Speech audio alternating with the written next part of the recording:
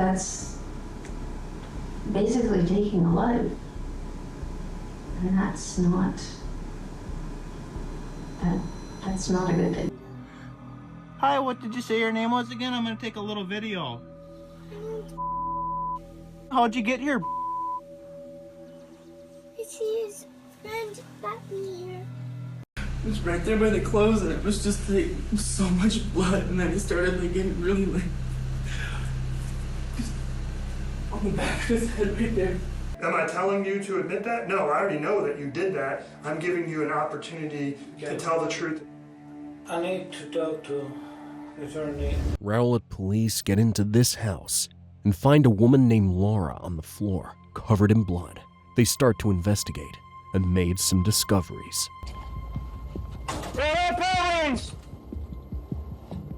Stay on me, Drew. Clear. Clear.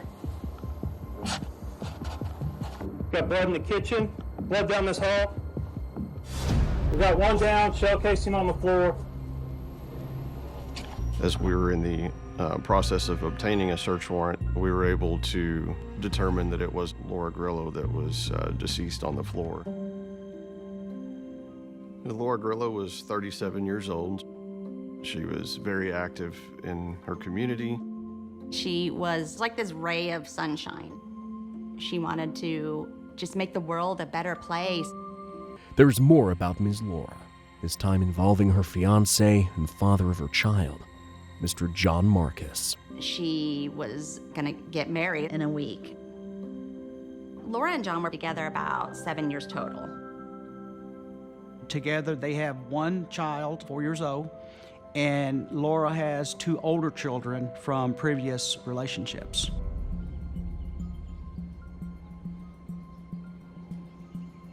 He had asked if Laura was in the house. Listen to me. It looks like a gunshot wound. That is all I can tell you. You have cameras on the house? Yes. Do they record? They used to. I don't know if they do. Okay.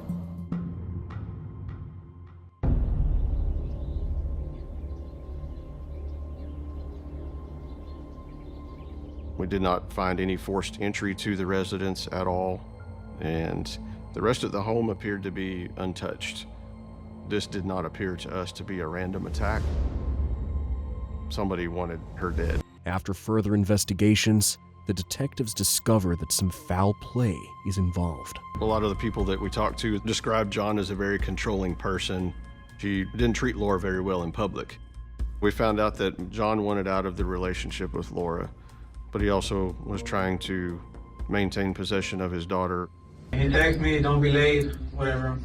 Don't be late to get away. We were gonna meet up at Home Depot. Which one? In Dallas. That's what happened then. Just started holding doors. Okay. He pulled up and He being John okay. John showed up and everything. We started working. Yeah. Okay. Both Jesus and James were very upfront, very cooperative, very talkative. The stories matched. Jesus seemed a little too laid back, you know, just laughing and joking around in the interview room. Some of that stuff didn't really make sense.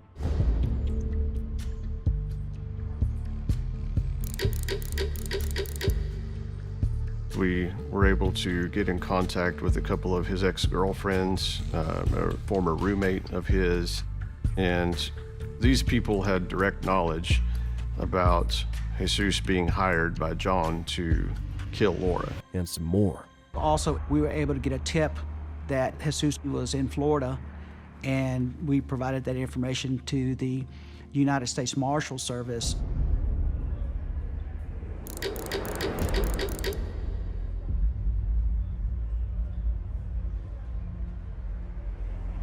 After about 6 months into the case, Mr. James is brought back to the interrogation room, and this time he's interrogated by a Texas Ranger who persuades him to finally confess. The detectives move to close the case by having Mr. John Marcus confess to hiring Mr. Jesus Trevino to kill Laura, which he accidentally revealed. We needed to close this case. We needed John to confess. Well, let me cut to the chase a little bit. Jesus is a dumbass, all right? At the end of the day, you shouldn't hire a dumbass to do a job because he's going to screw it up, all right? And if he doesn't screw it up, he's going to talk about it. I didn't hire the dumbass, that's my problem. Do what? I did not hire the Come dumbass. on. I did not pay him any money, that's my problem. I did not want Laura killed.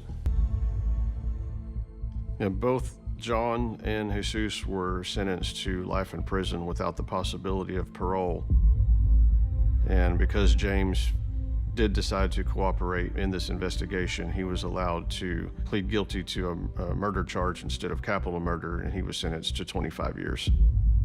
Mr. Lamb calls 911 regarding his boyfriend, Mr. Nixon. Yes.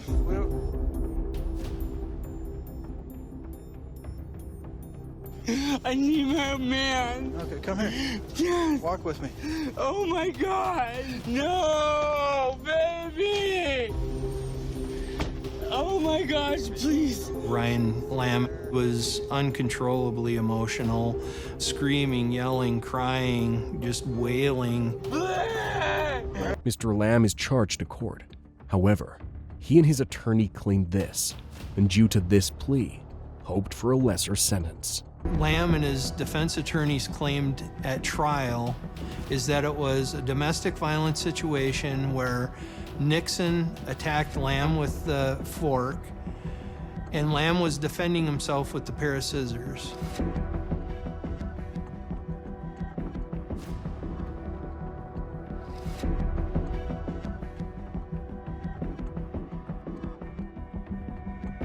Lamb took an Alford plea, and what that means is Lamb wasn't owning up to any culpability in this situation, but felt that if the case were tried again, that he would likely be found guilty.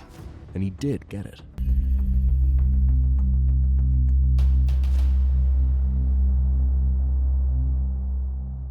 This case, which was reported as a fire incident, becomes a homicide investigation. Mr. Jake. They brought him in for questioning, and things begin to unfold. Jacob Kinn had child pornography convictions. He had tried to purchase a young girl online for photographing purposes. Based on his past history, based on his relationship with Melissa, Jacob Kinn was likely our guy. The first thing we do, we reach out to the cell phone company and begin to get locations for Jacob's cell phone. Yeah, did you hear about the fire? Yeah. Okay. I do know that lady, actually. And what's her name? Melissa Norby. If that's right. Yeah. When's the last time that you've seen her? Like 6 or 8 months ago. Oh, so it's been a long time. Yeah. He didn't know that Melissa had talked to her cousin about Jacob being back in her life, so he probably thought that we weren't aware of that information. Mr. Jake keeps answering questions from the detective, but it was discovered that his current testimony contradicts the previous one. Where did you just come from? Well, I was fishing up north. Okay. Fishing where? Clear Lake. Clear Lake? He told us that he had been fishing by North Home, Minnesota, but his actual location was near Big Fork, Minnesota, and those two locations were approximately 30 miles apart, so we knew that was likely a lie. Jake, we got reports that you had a relationship with Melissa. There was never actually a relationship, Um, which is what I already said. Clear Lake? Basically, Jake, your cell phone doesn't put you in that spot tonight. When Jacob Kennedy showed up at the sheriff's department, we observed right away that his boots were wet, his pants were wet. We walked outside and took a look at his vehicle and saw flower material and weeds. So it looked like he'd been driving off of the road. Jacob parked right in front of the law enforcement center. His vehicle looked like it had been driving out in a field, certainly not to a resort to go fishing like he said he was. The missing child is found, despite what the detectives thought. Hi, what did you say your name was again? I'm gonna take a little video. How'd you get here? It's his friend got me here. the little girl's testimony, and more evidence point out what happened and reveal a big twist in the case. Do you remember what Missy's friend looked like? What kind of car does he have? Wait, and it has a name on it.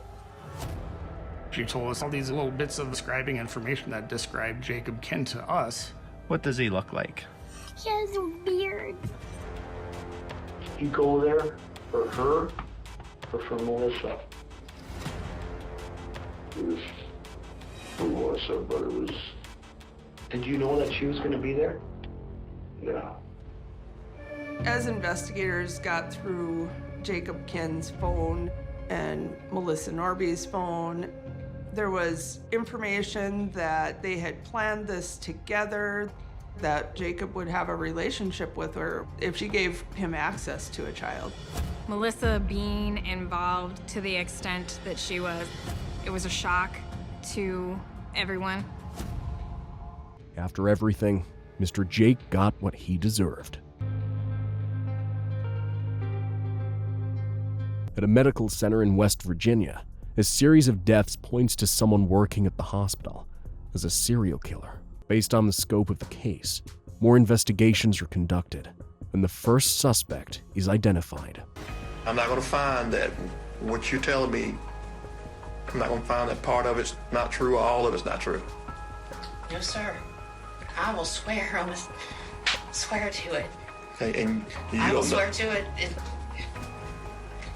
If we had to go to court, I would swear to it. Would you be able to take a polygraph concerning this and pass it?